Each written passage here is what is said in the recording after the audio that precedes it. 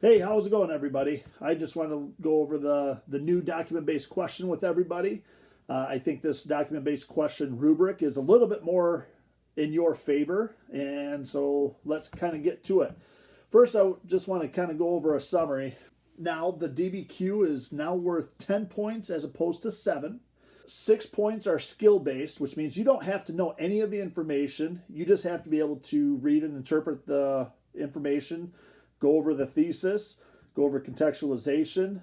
We'll work on happy, and we'll work on how do we actually work these documents. And then the other 4 points are coming from outside evidence, complexity, and we'll cover all that stuff. So as soon as you get the prompt from AP, you get 45 minutes to write your essay, and then you get 5 minutes to submit your essay.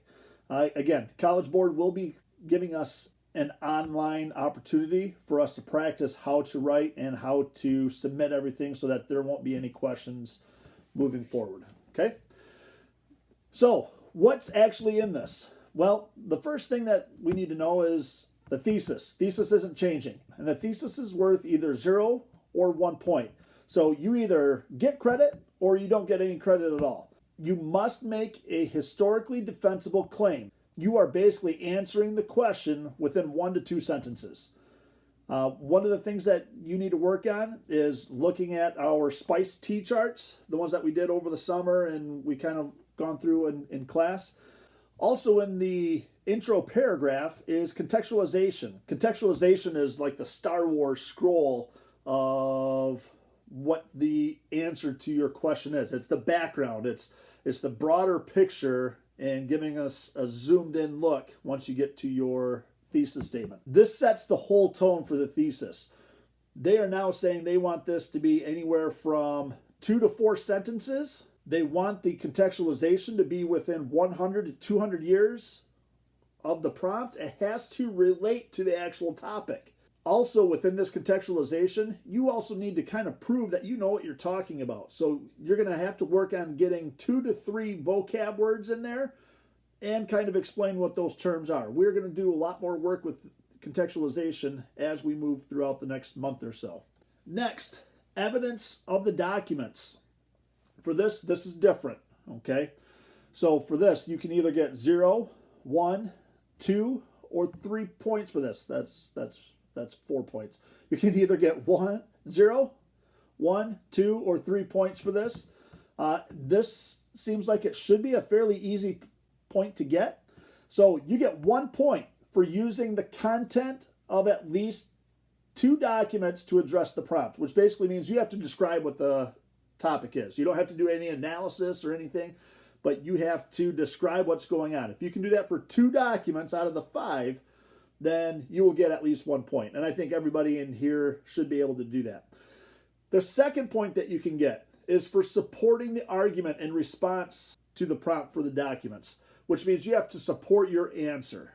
Okay, that one's going to be a little bit more difficult, but we will continue to work on this. In order for you to get the third point, you need to do that for all 4 documents. You need to support your claim. You need to provide supporting evidence in response by using all 4 documents. My suggestion is you use all 5 documents again. Don't quote the documents. It's a waste of time. You are going to have a little bit less time than what you normally would. Basically, this section is describing the documents versus supporting the document. Now, what does that mean? Let's get into that. So, let's say you wake up with a fever, okay? Your parents make you stay home. You have to go to the doctor. You have a major test that day. You miss the test, and the teacher ends up entering a 0 into the grade book. You check in the afternoon, you're like, whoa, that's not fair. I should be able to do this test. The next day you return. You go up to the teacher and you say, I should be able to retake that exam and replace that 0 in the grade book. The teacher's kind of like, you're not convincing me so far. And the teacher ends up saying no. So you hand the teacher a note from the doctor. And the doctor says that you were getting checked up for the flu. And yes, you had the flu. At this point in time, all you've done to make your point is described your evidence. Here's my doctor's note. The doctor says I was sick, I was there, and that's it. the teacher is still unconvinced because you haven't proven anything. You just have a note and it basically says you were at the doctor. So the teacher is unconvinced. Argument and evidence are not yet connected. You have everything that you need. You just have to make a better argument. It says right there in the document that I'm sick and contagious. Therefore, and this is where that supporting your argument comes in, the document that you handed the teacher says that you were sick and that you were contagious. Therefore, it isn't socially responsible for me to come in to school and potentially infect all my other classmates. That's why I should be able to exempt the exam. You are explaining and supporting the evidence that's there. I am sick. Here's my doctor's note. The reason that I can't come in and the reason that I should be able to is for the betterment of society. I want to make sure that I don't infect the rest of my classmates, therefore making them sick, and now they're going to have to miss.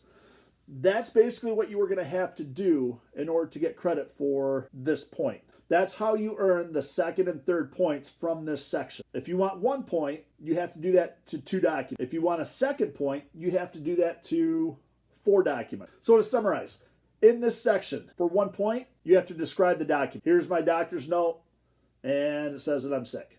Okay? If you can do that for 2 of them, you're good. For 2 of the documents, you have to support your argument, and that's where talking about why you were contagious and you don't want to infect everybody else. That's what you have to do for the second and third points for this section. Part of this starts with grouping of the documents. You know, when we're going through and we're kind of looking at these documents relate to trade, these documents relate to Western Europe.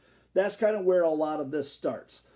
You're going to end up starting your support by grouping these documents into like categories. And then you're going to use the documents within the paragraph to demonstrate why this is true. Okay, so we've already done that. You guys do a pretty good job with all of that. Right then and there, that's our first 5 points. 1, 2, 3, 4, 5. Yes, first 5 points. Next, outside evidence. This has changed just a little bit. Before, you had to use 1 piece of outside evidence. Now you have to use 2, but it's worth 2 points. So for outside evidence, you can get 0, 1, or 2 points. For the first point, you have to use specific historical evidence that is not found in the documents, where you can use and cite specific historical evidence not found in the documents to help support your argument. If you do that 1 time, you get 1 point. If you can use a second specific historical piece of evidence, you get 2 points. This cannot be the same evidence used in contextualization. This cannot be in the opening paragraph. So this has to be in your main body paragraph. In order to get credit for this, you need to name what the outside evidence is, you need to be able to explain it, and then you need to connect it to the argument. Now the next part, sourcing the documents. This is our HAP, or a HAPI. This has changed slightly. You can get 0, 1, or 2 points for this. And this is way easier than before. Before, in order to get 1 point, you had to correctly source, use HAPI correctly, 4 times. With the new rubric, that's no longer the case. To get 1 point, you need to use HAP or HAPI appropriately. That means you need to explain the historical situation or the historical context. You need to use the audience or explain the audience, the purpose, and the point of view. And it has to be relevant to the argument. If you want to get 2 points, you have to do that again for another document. So you only have to do this for 2. I still suggest you do 3, if not 4, if you can work it in. That way it gives you a little bit of leeway in case you end up screwing up somewhere. So what does this mean? Audience. You guys kind of know what this is. Why is it important to know to whom it was written? A personal letter is different than an official government decree. You might open up a little bit more in a personal letter to a friend or a buddy than you would in an official government document. Okay, and that's why it's important to know what type of audience. What is the audience of this particular document? Why is that important? The purpose. What was this document intended to do? It's not what it says. What was this document intended to do? Was it intended to rally the troops? Was it intended to keep people at home? Was it intended to pave the way for new regulations? What was the point of this particular document? Okay, and you need to be able to explain why. Point of view.